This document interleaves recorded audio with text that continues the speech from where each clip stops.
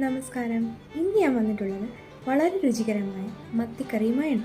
കപ്പയുടെ കൂടെയും ചോറിൻ്റെ കൂടെയും പഴഞ്ചോറിൻ്റെ കൂടെയൊക്കെ കഴിക്കാൻ പറ്റിയ അടിപൊളി ടേസ്റ്റിൽ മത്തിക്കറി, ചാറോടുകൂടി മത്തിക്കറി.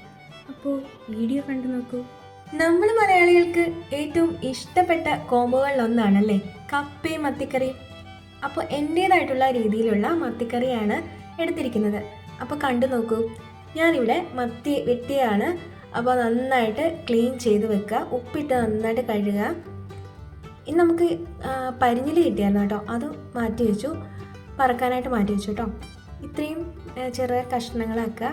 പുളി വെള്ളത്തിലിട്ടിട്ടുണ്ട്. നമുക്ക് ഇത്രയും ഇഞ്ചിയും പച്ചമുളകുമാണ് വേണ്ടത് കേട്ടോ.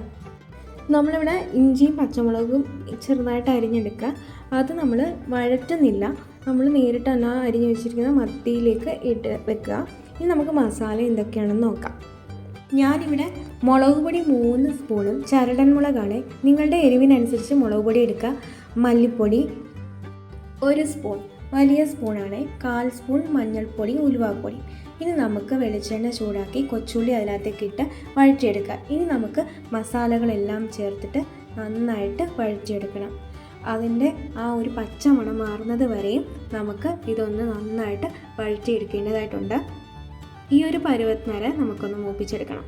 ഇനി നമ്മുടെ ആ പുളിവെള്ളം എടുത്തിട്ട് നമുക്ക് ഈ മസാലയിലേക്ക് ഒഴിക്കാം. പുളിയുടെ അളവ് നിങ്ങൾ എടുക്കുക, കാരണം ഓരോ പുളിക്കും അതിൻ്റേതായിട്ടുള്ള സ്വാദിന് വ്യത്യാസം വരും. ഇനി നമുക്ക് ഉപ്പുകൂടെ ചേർത്തിട്ട് നന്നായിട്ട് തിളപ്പിച്ചെടുക്കാം. നമുക്ക് ആവശ്യത്തിന് വെള്ളം കൂടി ചേർത്തിട്ട് തിളപ്പിച്ചെടുക്കാം. ഇവിടെ മറ്റൊരു പാത്രത്തിലാണ് എടുത്തത്, കാരണം മൺചട്ടിയിലേക്ക് നമ്മൾ ചൂടാക്കുമ്പോൾ ഈ ചട്ടി പൊട്ടാൻ സാധ്യതയുണ്ട്. അതുകൊണ്ട് തന്നെ ഞാൻ വേറൊരു പാത്രത്തിലാണ് ഞാനിത് മസാലയെല്ലാം ചൂടാക്കാൻ എടുത്തത്. എന്നിട്ട് നമ്മൾ ആ ഗ്രേവി എടുത്തിട്ട് നമുക്ക് മത്തിയിലേക്ക് ചേർത്ത് വീണ്ടും അടുപ്പിൽ വെക്കാം. ഇപ്പോൾ തന്നെ നല്ല വാസന വരുന്നുണ്ട്. മത്തിക്കറിയുടെ ഒരു പ്രത്യേക ടേസ്റ്റ്.